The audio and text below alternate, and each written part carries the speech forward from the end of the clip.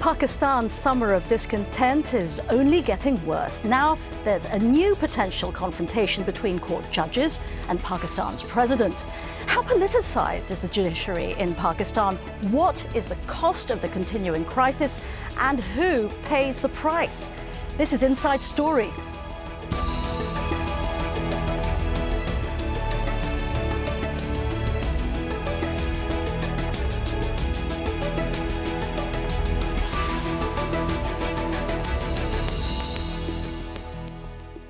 Hello and welcome to the programme. I'm Veronica Pedroza.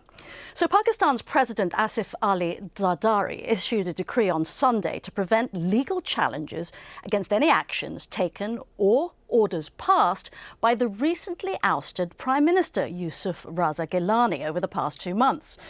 Gilani was convicted of contempt on April the 26th and dismissed last week. Well, the Supreme Court ordered Gilani's removal from office for refusing to reopen corruption cases against Zardari. The move was the culmination of a standoff between the judiciary and the government. Imtiaz Tayyab reports. President Zardari's decree will do little to improve relations between his government and the judiciary. Both have been locked in a long-running and increasingly bitter dispute. Sunday's decree aims to prevent any legal challenges to the actions taken and orders passed by Gilani in the 2 months between his conviction and eventual dismissal from office. The ex-Prime Minister was convicted of contempt in April for failing to write to Swiss authorities to reopen a money laundering case against Zardari dating back to the 1990s. Last week, the Supreme Court disqualified Gilani from holding office. The bitter standoff between the judiciary and the government has plunged Pakistan into intense political turmoil. Zardari was forced to ditch his first choice to replace Gilani, former Textiles Minister Makhdoom Shahabuddin, after an anti-narcotics court ordered Shahabuddin's arrest over his alleged involvement in a drug scandal. The ruling Pakistan's People Party then had to hastily elect Raja Pervez Ashraf as the new Prime Minister on Friday in a bid to end the crisis. But the former Water and Power Minister is also controversial. He's currently fighting corruption charges over illegal payments he allegedly received through the rental of power projects to private companies. And most observers say his term as Prime Minister will also be cut short. The judiciary, headed by the assertive Chief Justice Iftikhar Chowdhury, will most likely confront Ashraf as it did Gilani, demanding that he write to the authorities in Switzerland and ask them to reopen the old corruption case against President Zardari. He's likely to refuse and is expected to be disqualified by the courts as well. Pakistan is facing several challenges on multiple fronts. Its economy is in near ruins. Its relationship with key ally, the US, is extremely shaky. It's struggling to contain a violent insurgency, and chronic power shortages have led to violent protests in many cities. All of that has been overshadowed by this battle between the judiciary and the government, a battle which shows no sign of ending. Imtiaz Tayyab for Inside Story, Islamabad.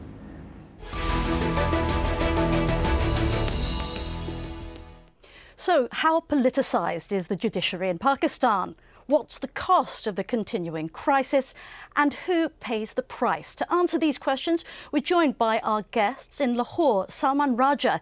He is an advocate at the Supreme Court. In Islamabad, Rauf Hassan, he's the Vice President of Tehreek-e-Insaf, the Pakistan Movement for Justice that's headed by the former cricketer Imran Khan. And on the phone line from Islamabad, Samsam Bukhari, the Pakistan State Minister for Information. Welcome, gentlemen. I want to get straight to you, Mr. Bukhari, because I know that you only have a few minutes to spare with us. I want to ask you, from the government's point of view, what do you think is going on? What's at stake? Whatever is going on, but there's one thing is very clear, that people have seen governments in past, and they were not listening to the judiciary what they had been doing. Now the verdict came from the judiciary, and it was a big decision, probably the first one in the history of the world, that they sent home the elected Prime Minister and unanimously elected Prime Minister. But don't you agree that the judiciary is an important check on executive power? we accepted that, and we went to the parliament, and we have elected a new prime minister. So as far as that thing is concerned, we are not going to defy to any court decision. But as far as the institutions are concerned, I can very carefully state that for the betterment of Pakistan, I think all the institutions they should work under their own ambit rather than encroaching on the other institutions. But isn't that exactly what the administration that you are a part of is doing by making sure that no one can challenge in the courts the legislative and administrative measures that the former Prime Minister took in the past couple of months? You know, the thing is that, they sent home the former Prime Minister only because he did not write a letter to the Swiss authority.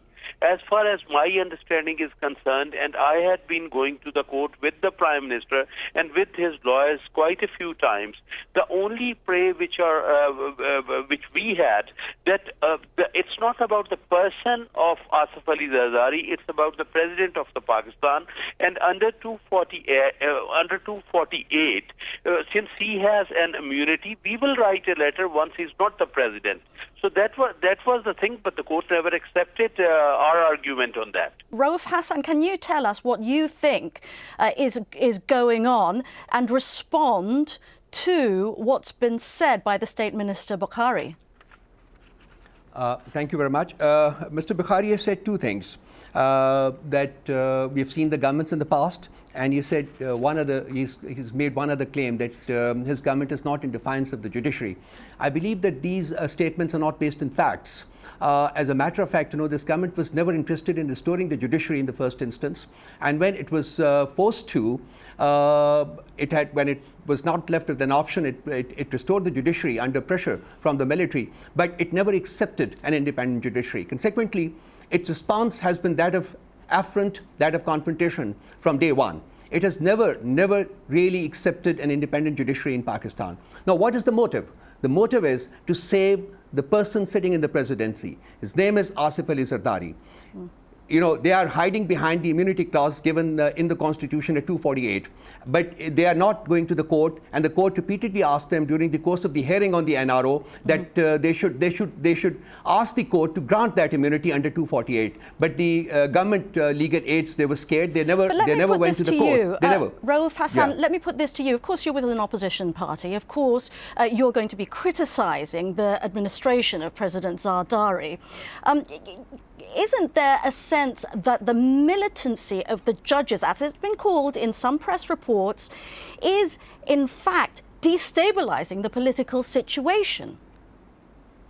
Well, we do not agree with that contention at all. As a matter of fact, we believe that the judiciary is playing a role which is quite in keeping with the provisions of the Constitution. And as a matter of fact, we believe that it is absolutely vital that judiciary not only does it, but continues to do it in the future, because this government is an errant government. This government has violated the Constitution on numerous occasions in the past, and if it were left to itself,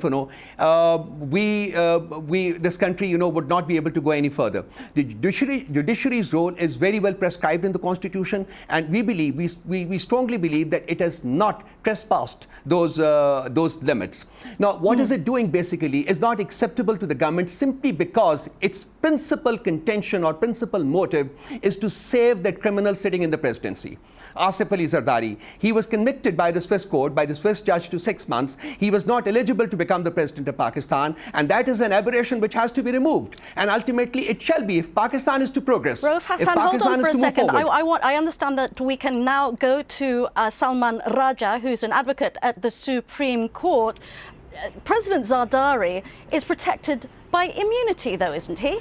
What is the Supreme Court's motive in taking these measures against the executive?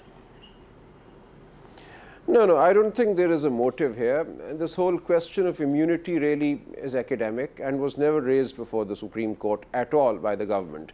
They've kept it to a side to use as a political slogan, not as a legal defense in court. Now, we must understand what the court has asked the government to do. All that the court has asked the government to do is to write to the Swiss authorities and inform them that a letter written in March 2008 by the then Attorney General saying that Pakistan as a state has no interest in the money laundering matters in Switzerland was unauthorized, and Pakistan as a state continues to have an interest in those matters. The Supreme Court is not asking the government to initiate any prosecution, which indeed it cannot in Switzerland. It's simply asking the government to inform the Swiss authorities that were they to go ahead with the money laundering investigation or prosecution in Switzerland, we remain interested as a civil party, and any proceeds of crime that may come about, we would like to know what they are, and we will have a claim on that money. Now, this is not initiating prosecution. This has nothing to do with the immunity of the president. So the whole thing is being deliberately diverted in the direction of the immunity clause in the Constitution, even though immunity has never been claimed inside the courtroom and, in my opinion, is not really an issue in these proceedings. I want to ask you, though, surely the Supreme Court, and you yourself as a constitutional expert working for the Supreme Court, don't you see that there is a bigger issue at stake here? People are talking about a form of constitutional crisis in the sense that, you know, Pakistan's used to military coups, and what we may be seeing here is the beginning of a judicial coup. No, there is no judicial coup and there is no crisis here. You see, if you don't accept a court order, that would be the crisis, and that is the crisis. The entire constitutional framework depends on the Supreme Court's orders being obeyed. You cannot leave it to the Prime Minister or the President to pick and choose and say, I will obey this one and not that one. The message that you send out to society at large then is that justice is contingent. And all those people today criticizing the Supreme Court are doing precisely that. They are saying that there are values greater than justice, there are values greater than obeying the Supreme Court. It should be left to the executive to choose which decisions to obey and which not to. That is a disaster. I mean, it is immoral apart from being unconstitutional. So the crisis, if any, really is of the making of the government itself. And in fact, there is no crisis. Within 48 hours of the Prime Minister being removed, we've elected a new Prime Minister. I think that shows the resilience of the system, that the Supreme Court has ensured that its judgment is acted upon. Well, okay, let me put this to you. Is the Supreme Court going to ask this new Prime Minister to do the same thing, to write a letter to the Swiss authorities? But in that case, aren't you just perpetuating the situation? But whose fault is that? It is the government's fault. They should write that letter and get on with it. The government is not writing that letter because they fear that that letter will provide a basis to the Swiss authorities to restart the money laundering prosecution and the investigation that they were involved in. So it is a very crass attempt to prevent that investigation from being reinitiated in Switzerland. All right, this is a very strong and uncompromising stance that the Supreme Court appears to be taken as it's enunciated by you, Salman Raja. Let me go back to the State Minister of Information, Zamzam Bukhari. Still on the line. Thank you very much for bearing with us. Minister, can you tell us about the government's strategy going forward? It has been weakened, let's face it, at the moment, and Pakistan is facing terrible electricity shortages. It's 40 degrees out there and there are 22-hour power cuts. The government's run out of money to try and pay for the oil that it needs to get the electricity going. We've got this political stalemate. What are you going to do? Isn't it time to compromise? Well, let me be very fair with you and very honest and candid with you. As far as the electricity and the power shortage problem is, that's a big problem. That's a big problem. It's a top priority for the government, but right now, I'll be honest with you, right now it's not happening. I hope that things get better in few days, and that's really a concern of the government. The second thing, the questions which I heard, because for a little time I was off here, whatever I gathered for my other friends here on the show with you, the thing is that we don't want to defy anything, and you ask me that how the government wants to go forward. The only thing is that according to our laws and according to the Constitution, we just cannot write the letter against any president who is a sitting president. It's not about a person. What my friend from Lahore was saying, it's about that institution. President is the part of parliament. Now we also have to see that. I'm going to ask you to look at the big picture again, Minister Bukhari, because the thing is that the government is increasingly losing control over Pakistan. Isn't there going to be a need to go for early elections? Or the parliament is being bulldozed in a different way this time. Isn't it time to go for early elections, to decide to take matters into your own hand instead of continuing to lose control? We may go for them. We are in dialogue with the political parties, and you never know. We may go for them. But it's all about the dialogue, and we are in the process of dialogue right now. Let me turn now to our representative from the opposition party, the PTI, Rauf Hassan. As you look forward at this summer of trouble, how do you see the situation resolving itself? My impression is that things are extremely unsettled. What role do opposition parties play in that? Is there a strategy? Well, the fact is that there has been a total abdication of governance in the last 4 years. Look at the state you were describing it in when you were posing some questions, to my other colleagues here. The fact of the matter is that it isn't 40 degrees here; it's 45 plus, and the industry in Pakistan is closing. People are out on the streets. There's total anarchy building over. And I think it is going to get worse with the passage of time. And in addition to that, there is no initiative that has been unfurled by the government, to take control of the situation at the grassroots level. Measures over the last couple of months, and a decree that we're talking about that's come from President Zardari, issued on Sunday to legitimise all actions of former Prime Minister Gilani between April the 26th, when he was convicted of contempt, and his dismissal last week, are a part of them. Now, with the new decree, no one could challenge in the courts the legislative and administrative measures Gilani took in the past 2 months. Just want to clarify this for viewers. Some of those measures include the passing of the federal budget 2012 to 13, approved by Parliament. Key action related to the judiciary, as various judicial appointments had been made after April the 26th on the advice of Gilani. The allocation of funds to all ministers and PPP members of Parliament, the transfers, postings and promotions of officials made under executive orders. Measures also include the protocols signed with foreign countries. You may remember Gilani visited the United Kingdom and signed various agreements with his counterpart. But the president's move to protect Gilani's actions is triggering this new controversy between the executive and the judiciary. A number of prominent lawyers have indicated that it would be challenged in the Supreme Court. Don't you think that measures of such importance should stand, Rauf Hassan? Look, Veronica, the point is that first of all, let me put it this way, that it smacks of an undemocratic mind.